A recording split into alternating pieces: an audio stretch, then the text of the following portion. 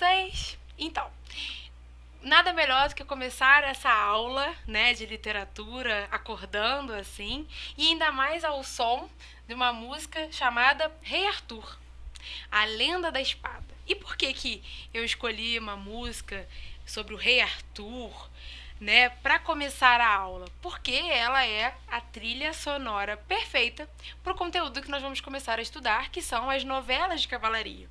E nós vamos ver que essa lenda do Rei Arthur está presente desde essas novelas de cavalaria e que há novelas intituladas, né, Rei Arthur, né? Então tem várias novelas que vão falar desse Rei Arthur. Então, vamos começar a estudar as novelas de cavalaria, também chamadas de romances de cavalaria, né? Então, as novelas de cavalaria, também chamadas de romances de cavalaria, correspondem a um gênero literário que vigorou durante o período da Idade Média, durante os movimentos literários chamados trovadorismo e humanismo. Quando a gente já estava falando de trovadorismo, né, antes dessa paralisação das aulas presenciais, nós estávamos falando já do período trovadoresco, nós estávamos falando sobre as cantigas, né, as cantigas de amor, as cantigas de amigo, as cantigas de escárnio, as cantigas de maldizer. E agora nós vamos começar a estudar um outro tipo de produção que era feita também nesse período, que eram as novelas de cavalaria. Então elas foram desenvolvidas durante os séculos X e XV, surgindo provavelmente na França e na Inglaterra, as quais estão reunidas no conjunto da prosa medieval. Além da prosa, a poesia palaciana também foi produzida durante o medievo, durante esse período medieval. Então aqui a gente percebe que elas foram desenvolvidas durante os séculos X e XV, né? E que provavelmente surgiram na França e na Inglaterra e que elas estão reunidas com todo um conjunto dessa prosa medieval. Então, dentro de toda essa produção de prosa medieval, as novelas de cavalaria estão dentro delas. Então, as novelas de cavalaria são o quê? São narrativas derivadas de poemas épicos e de canções de gesta, ou seja, surgem da poesia medieval e, por serem longas, foram sendo escritas em prosa. Então, o que acontece? Os poemas épicos eram um tipo literário, né, que narrava feitos heróicos. Né? Esses feitos heróicos, eles viam em poema, tá? Não era em prosa, então a gente tinha em verso. Então eles eram poemas épicos que narravam esse herói que lutava contra monstros mitológicos, que tinha deuses ao seu lado, né? Tal qual Odisseu, tal qual Aquiles, tal qual Enéas, né? Tal qual Camões, que vai ser o prosador da literatura, vai ser o poema épico, né? Os Lusíadas da língua portuguesa. Então, as novelas de cavalaria vão se abarcar desse tipo de produção, né? Desses poemas que vieram antes e vão, né? Criar esse herói. Esse herói que vai por meio de aventuras, que é destemido, né? Então vamos continuar com as características. Além de Inglaterra e França, elas tiveram forte presença e foram popularizadas em Portugal, Espanha e Itália. São, portanto, narrativas típicas do período medieval, divididas em capítulos, e sua principal característica são os relatos das aventuras fantásticas dos destemidos, leais e honrosos cavaleiros, errantes medievais, os quais enfrentam diversas batalhas sem deixar de lado o amor por suas belas donzelas. Então percebam porque são chamadas de novelas e também são chamadas de romances, né?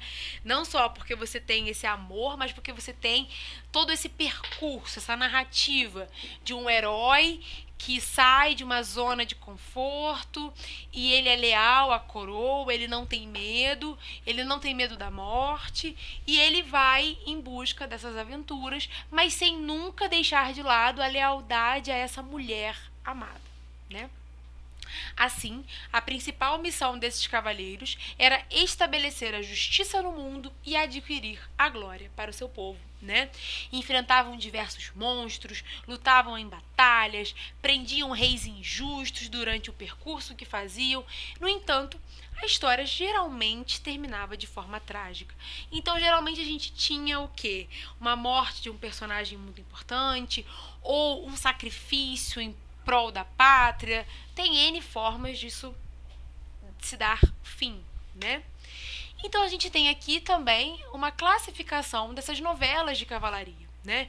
Então elas são divididas em 3 ciclos, né? A gente tem o ciclo bretão, que ele também é conhecido como ciclo arturiano, que é desenvolvido na Inglaterra, onde o rei Arthur e seus cavaleiros da Távola Redonda são as figuras centrais da narrativa. Percebem por que então eu comecei a aula com uma música do rei Arthur, intitulada Rei Arthur, para vocês já começarem a entrar nesses ânimos de ciclo bretão.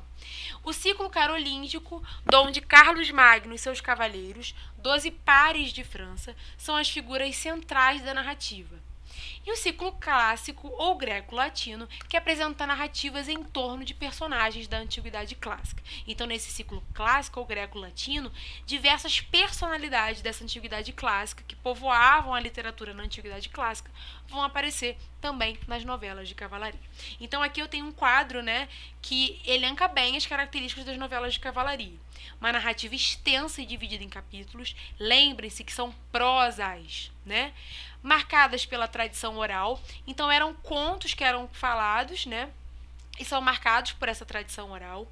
A gente tem os temas heróicos ou mitológicos. Então são esses personagens heróicos, leais, desbravadores, né? Relatos de acontecimentos históricos. Então a gente tem a presença de uma aproximação do que seria algo histórico, né? O caráter místico e simbólico das representações, aventuras fantásticas e situações dramáticas, visão teocêntrica, Deus no centro do mundo. Gente, lembrem-se que nós estamos falando de período medieval. Nós estávamos falando sobre isso no trovadorismo. A visão teocêntrica, ela era uma visão muito recorrente desse período, tá? Personagens, cavaleiros, heróis e donzelas, a sublimação desse amor profundo, essa donzela, essa lealdade à mulher amada, e esse amor cortês e a idealização da mulher, que quem já está lembrando é uma característica própria das cantigas de amor. Né? Então esse amor cortês, esse homem que é submisso a esse sentimento, a essa mulher que é muito superior, vai aparecer aqui também. Então vamos me seguir. Exemplos de novelas de cavalarias. Então aqui a gente tem uma lista de diversos títulos de novelas. A imagem aqui é uma imagem que representa a novela do Rei Arthur. Então a gente tem Rei Arthur, A Demanda do Santo Graal, Amadis de Gaula, O Palmeirim de Oliva, O Palmeirim de Inglaterra, Olivante de Laura, A Crônica do Imperador Clarimundo, Espelho de Príncipes e Cavalheiros, Alcassino e Nicoleta, O Memorial das Proezas da Segunda Távola Redonda, Tablante de Ricamonte e Tirante o Branco. Então esses são exemplos de títulos, né?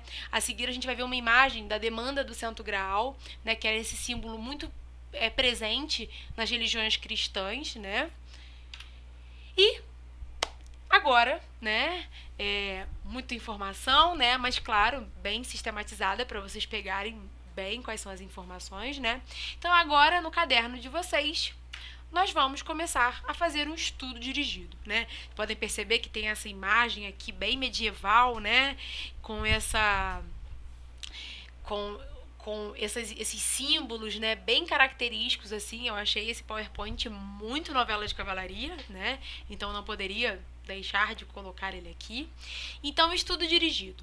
Então, vocês vão responder a essas perguntas, tá? No caderno de vocês, com base em tudo que nós falamos, tudo que nós vimos aqui. Vocês também têm esses conteúdos no livro didático de vocês. Então, se vocês quiserem ter acesso para estudar complementando os elementos vistos, sempre vai ser enriquecedor para vocês, né? Se vocês quiserem buscar essas narrativas na internet, é muito interessante. Quem tem interesse por esse tipo de história, quem tem interesse no Rei Arthur, né? Então, vai gostar bastante dessas histórias, dessas narrativas heróicas, fantasiosas, né? Então, a gente tem aqui no estudo dirigido. 1. O que eram as novelas de cavalaria? 2. Quais são, de modo geral, as suas principais temáticas abordadas? 3. É correto afirmar que essas novelas poderiam possuir elementos de maneira fantasiosa em suas histórias? 4. Quais são as divisões das novelas de cavalaria? Lembrem dos ciclos, tá? E 5. Por que nessas novelas vê-se uma visão teocêntrica? E aí vocês vão responder essas perguntas baseadas nos elementos que nós vimos aqui na aula, né? Aqui é a bibliografia, dessa aula que nós vimos. E obrigada, até a próxima aula. Estudem, revisem os conteúdos, olhem na internet e vamos terminar a aula com Arthur.